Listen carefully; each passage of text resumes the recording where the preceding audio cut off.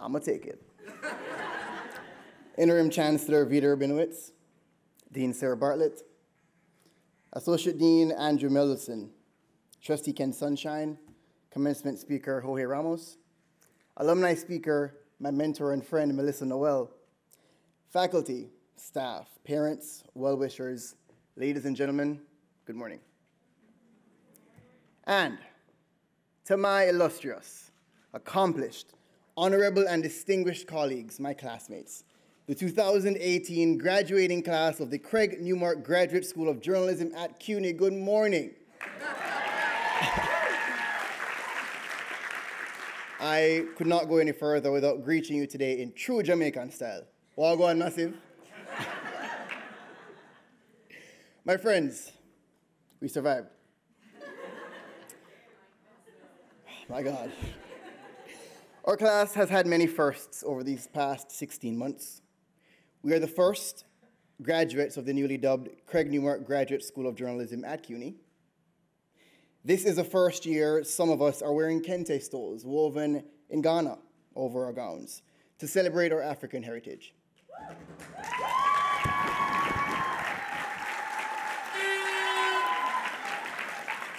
I must pause at this moment to tell you a little bit about the stoles. The gold stands for royalty, black, maturity, red, the bloodshed of our ancestors, white, purification. I wish to thank Dean Bartlett, who was fully behind the inclusion of the stoles when she and I discussed this almost a month ago. The potent symbol will now become a permanent part of our commencement celebrations for years to come.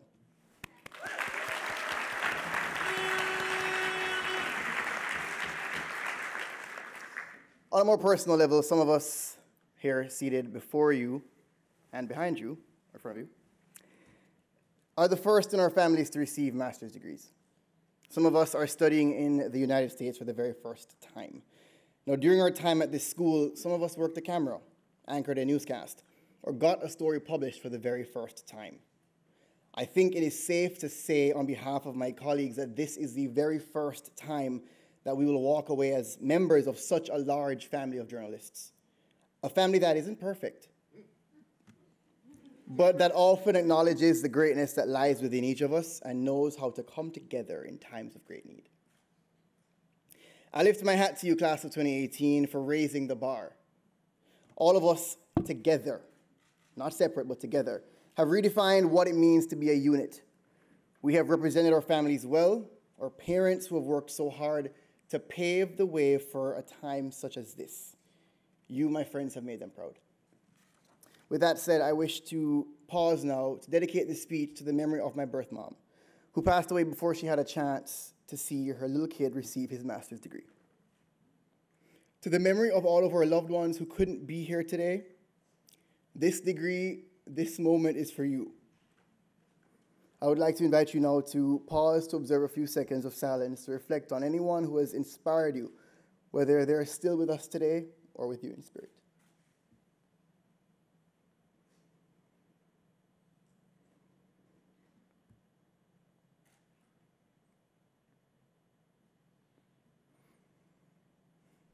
Thank you.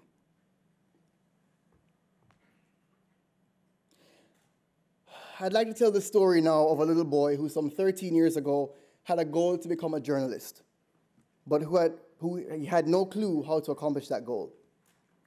He sat at home day in, day out, writing short stories no one would ever see. His father would call him to the TV every time a big breaking news event occurred. They bonded over a local newspaper, the Sunday Gleaner, talking about the politics of the day, or for him, looking at the death column, pretending that he knew the people in it.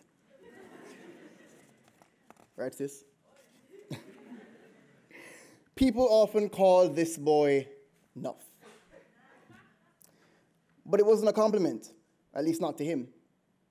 In Jamaican patois, it means extra or overzealous, and too commonly evokes shame within those described as such.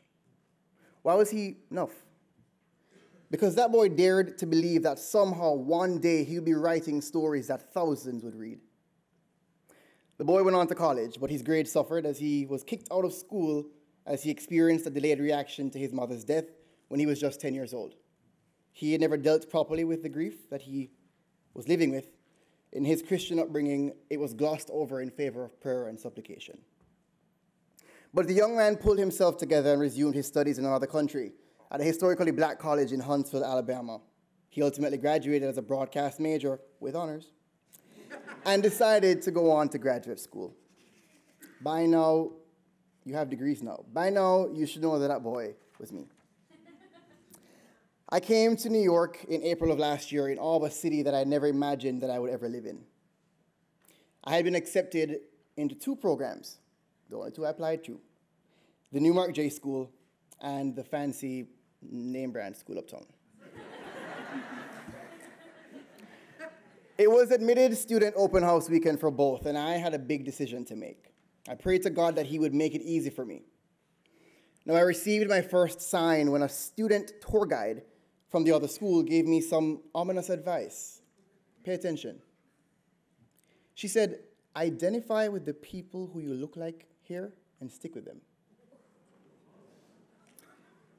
My decision was made. I felt a totally different vibe when I arrived late to the then CUNY Graduate School of Journalism Sunday morning. As I stepped out of the elevator, a woman greeted me by name. I have no idea how she knew me. We had never met before, but she saw me. That greeter was none other than Director of Admissions, Colleen Lee. By the way, Colleen, Max, rest of the admissions team, that was a smart move to keep your open house only 2 days after the other school. Keep doing that, good move. The same welcoming attitude was an ever-recurring theme as I matriculated through the very difficult, very strenuous curriculum at the Newmark J-School. My colleagues will agree with that, pretty sure. Sandeep Junakar helped me when I struggled with meeting deadlines. Lisa Armstrong mentored me when I grappled with navigating race at a time when racial tensions have reached all new heights in this country. Wayne Svoboda supported me by bringing stories from the Jamaica Gleaner to Craft One because he knew that I would relate. Debbie Sontag. I don't need to go very further than that. Debbie, thank you so much. Krista Noel. Where do I begin? Krista Noel, she never ever closed her office door to me and my classmates. She was our constant, our counselor, our confidant. I invite you now to give Krista a round of applause for the hard work and dedication to the Newmark J-School. Folks, this place is special, and we are blessed to be beneficiaries of it. It is not lost on me that there is a child from the Deep South, or Middle America, or from a country that the current US president doesn't embrace. Whether they be Mexican, El Salvadorian, Haitian, Italian, Nigerian, Somalian, Indian, Yemeni, who was told that he, she, or they could not handle or afford an education like the one we're receiving here today. Folks, let's not take this lightly. As this ceremony continues, I challenge you to think on how you will pay it forward. Don't you ever forget that we are blessed with this opportunity not only to better ourselves, but to pave the way for the ones who will come behind us. Seeds of journalistic change are being sown right next door at 219 West. But that change requires all of you, all of us, together, to pitch in to advance the effort. Let our graduation today signal the beginning of our commitment to our soon-to-be alma mater, to help it grow and to continue to help it mold and transform lives. I must now pause to mention a matter that I believe deserves all of our attention. Graduates, faculty, staff, and those in attendance today. Folks, let's just call a spade a spade. The journalism landscape is not diverse. You and I know it. The newsrooms know it. The executive and editors know it. They keep talking about it as if it's some new phenomenon, but it's not. And if you truly believe in diversity of thought, of race, of gender, of nationality, class, and creed, you will all understand that this push is becoming increasingly crucial to our industry's survival.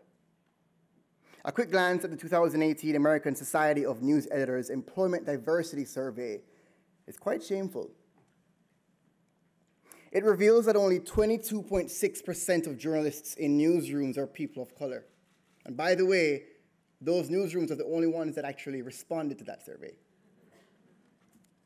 I implore each of us to identify how we can assist in bridging this gap, to open doors for our brothers and sisters of different experiences. In a TED Talk, author Chimamanda Ngozi Adichie said, "The single story creates stereotypes. And the problem with stereotypes is not exactly that they're untrue, but they are incomplete. They make one story become the only story."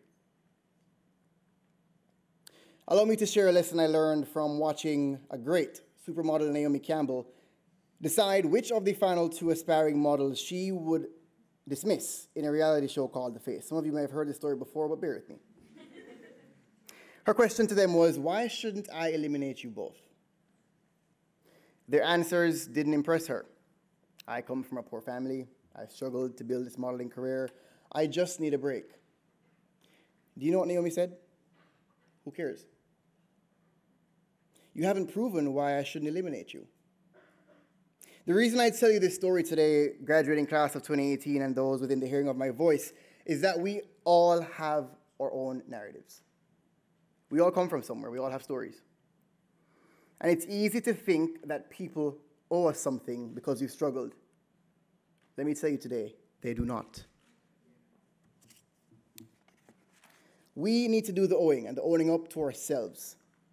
We need to put in the work for what we desire. Stay up those extra hours to finish that book proposal. Apply for that fellowship, even if you think you're not a shoo-in. Pitch the story to that legacy newspaper. Push back on that source who is challenging the story you're trying to tell. Ask those difficult questions. Search fearlessly for the truth. Thankfully, you're more prepared to do that than you've ever been.